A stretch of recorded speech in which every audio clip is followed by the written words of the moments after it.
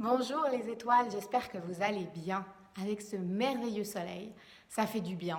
Personnellement, ça me recharge un truc de fou. On sent vraiment l'énergie qui change. On sent qu'on est dans une nouvelle année astrologique qui va démarrer, là samedi avec la nouvelle lune. Les petites graines, ça germe, quoi, ça pousse. On est vraiment dans le renouveau et personnellement, je trouve ça vraiment très agréable, surtout après ces derniers mois de travail intense et de nettoyage qui se sont faits. Aujourd'hui, je voulais vous parler d'amour, l'amour. Mais pas l'amour voilà, romantique, les comédies romantiques et tout ça. L'amour inconditionnel. Mais d'abord l'amour de soi. Il y a un côté un peu où l'amour de soi, ça, pour beaucoup, ça paraît un peu sale. C'est pas bien. C'est un peu les héritages du monde judéo-chrétien où c'est bien de s'aimer, mais pas trop, quoi. On aime les autres, on donne aux autres, mais à soi, c'est péché, quoi. Donc on se donne pas, on s'autorise pas à donner, on fait tout pour les autres et puis on s'oublie. Et puis c'est vraiment pas ce qui nous est demandé et c'est en train de devenir vraiment une évidence, hein. On est en train de changer de vibration. Gaïa, la Terre augmente son taux vibratoire et du coup tout augmente. On est censé augmenter notre taux vibratoire pour s'aligner. Et du coup, on va vers un monde d'amour inconditionnel. On va vers vraiment quelque chose de partage, la reliance, le partage avec les autres, l'amour inconditionnel envers les autres, mais d'abord envers soi-même. On ne peut pas aimer les autres si on ne s'aime pas soi-même. Avez-vous déjà vu les personnes qui sont malheureuses, vraiment les gens qui souffrent, hein, des grands serial killers ou des grands psychopathes? Ils sont dans une souffrance à l'intérieur énorme. Ils n'ont pas d'amour pour soi. Et du coup, je voulais vous parler de ça, je voulais vous parler un petit peu de ce sur quoi j'ai travaillé ces derniers temps par rapport à ça. Bien sûr, j'expérimente toujours moi-même avant de le partager, hein.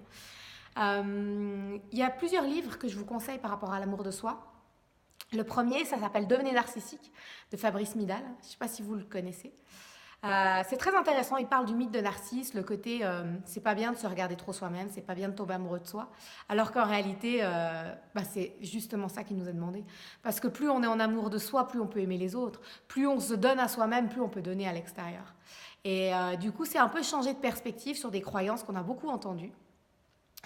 Personnellement, voilà, il y avait vraiment ce côté dans l'enfance, dans l'éducation. Hein. Faut pas trop montrer qu'on est confiant, quoi. Pas trop avoir confiance en soi, parce que c'est pas bien, c'est égocentrique, quoi. Et finalement, de changer de perspective et de se dire que c'est pas mauvais de s'aimer, c'est pas mauvais de se mettre au premier plan. Au contraire, on est la personne la plus importante de notre propre vie. Donc, sortir un peu de ce complexe hein, où on s'autorise pas à être soi et à s'aimer surtout. Donc ce premier livre qui est vraiment très intéressant, que je vous conseille. Un autre livre qui m'a fait beaucoup travailler ces derniers mois et qui m'a fait beaucoup de bien, c'est La part d'ombre du chercheur de lumière de Debbie Ford, que je vous conseille aussi fortement. Parce que finalement, quand on apprend à s'aimer, on apprend à aimer toutes les parties de soi. Et on intègre que, ça je vous l'ai déjà dit, on n'est pas c'est pas une autre qui est là, on est des êtres multidimensionnels. Et en fait, c'est apprendre à aimer toutes les parties de soi et à avoir de la compassion pour soi, à comprendre toutes ces parties et pourquoi elles réagissent à tel moment ou à tel autre. Quand on commence à faire ce travail-là, d'intégrer, d'accepter ses ombres, hein, d'accepter, d'accueillir en fait les parties qui sont un peu moins reluisantes, moins jolies, et ben c'est comme ça qu'on apprend vraiment à s'aimer. Parce qu'en faisant ça, on comprend en fait que tout a un sens, que tout a une raison. Je vais vous donner un exemple concret. J'aime bien les exemples concrets. Pendant longtemps, j'ai des excès de vitesse. Je suis un peu pita en Ayurveda. Je suis un peu feu, quoi. Je vais trop vite. Donc j'ai eu beaucoup d'excès de vitesse dans le passé, il y a longtemps. Hein.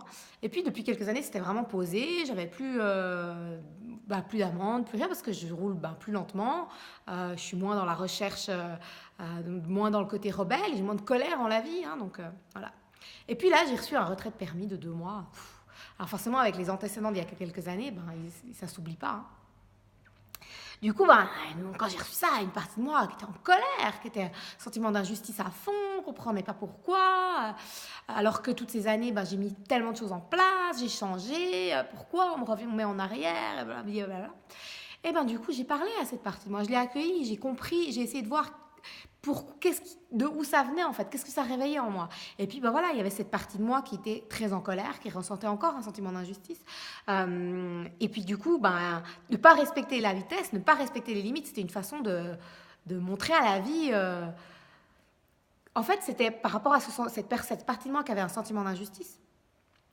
C'était une manière d'exprimer le mécontentement, de dire à la vie, eh ben moi j'ai pas eu de chance dans la vie, dans mon enfance, j'ai eu une enfance difficile, donc je fais payer, je me donne le droit d'aller plus vite que les autres, de faire mieux que les autres, enfin voilà, d'aller plus vite que les autres, de pas suivre les mêmes règles que les autres, quoi.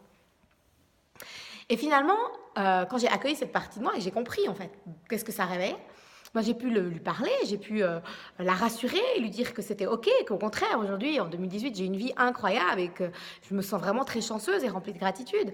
Mais j'ai pu la comprendre cette partie de moi, lui donner de la compassion, l'accueillir vraiment, lui donner de l'amour, la remercier d'être là. Et du coup après, la colère était vraie, il n'y avait plus de colère, il y avait vraiment une acceptation, une paix, parce que voilà, j'ai 2 mois de retrait, mais c'est pas grave, ça va être les dernières fois où j'avais eu des retraits dans ma vie, ben, ça m'avait apporté des choses dans le sens où ça m'avait permis de faire du vélo par exemple, d'apprendre d'autres moyens de bouger, etc. Donc de voir le positif dans l'action, dans l'événement, quoi. Mais finalement, ce que je voulais vous dire par rapport à tout ça, c'est que bah, bien sûr qu'il y a la partie consciente haute qui se dit mais c'est pas juste, pourquoi j'ai un retrait alors que maintenant j'ai changé, Calimero quoi, hein, l'ego hein, qui est là. Mais il y a plein d'autres parties quoi. Et puis plus on va apprendre à parler à ces parties, plus on va s'intégrer mais dans inconditionnellement toutes les parties de soi, plus on va s'aimer finalement. Vous savez c'est comme mon ego hein. Je l'appelle toxico, on le sait, vous le savez. Et j'ai une amie qui m'a dit dernièrement, et ça a résonné en moi, elle m'a dit, mais c'est pas très gentil toxico, pourquoi tu l'appelles toxico? C'est pas bien de rejeter une partie de toi comme ça. Et ça m'a beaucoup parlé ce qu'elle m'a dit. Et je me suis dit, c'est vrai, en fait, finalement, mon mental, en l'appelant toxico, c'est comme si je rejetais une partie de moi, alors qu'il est là pour une raison. Et quand mon mental, il m'embête, entre guillemets, quand c'est plus difficile, quand il y a des peurs, quand il y a des... Et bien finalement, voyant la vie comme ça, on se rend compte que ces peurs, elles sont toujours là pour une raison. Elles sont là parce qu'il y a eu des blessures à un moment donné et que c'est des parties de nous qui essayent de nous protéger, qui essayent de nous défendre. Il y a pas de... faut sortir un peu de la guerre, quoi. Le côté dictateur où toutes les parties qui ne sont pas d'accord avec moi, je suis en guerre contre elles, non. Mais d'avoir de la compassion envers toutes ces parties-là, d'essayer de les comprendre, de leur donner la parole, de leur donner l'espace pour qu'elles puissent s'exprimer. Et à partir du moment où vous faites ça, tout est fluide, quoi. Ça se libère de manière très, très, très rapide. Et puis, une fois que les émotions comme ça, elles sont libérées, ben, il y a la paix, il y a la joie, il y a la gratitude.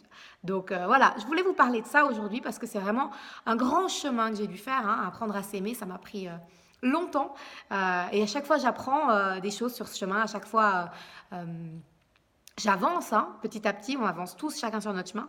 Et là, c'est vraiment deux axes qui m'ont aidé encore à toujours plus m'aimer, sans avoir peur de dire que je m'aime. Aujourd'hui, je peux vraiment me dire je m'aime. J'ai pas honte de m'aimer. Au contraire, je suis fière de moi. Je m'aime. Voilà, je m'aime. Donc, autorisez-vous à vous aimer. C'est en vous aimant vous que vous allez finalement aider le monde, quoi. Je vous souhaite à tous une magnifique soirée. Je vous envoie plein de lumière et de soleil. Et puis à tout bientôt les étoiles.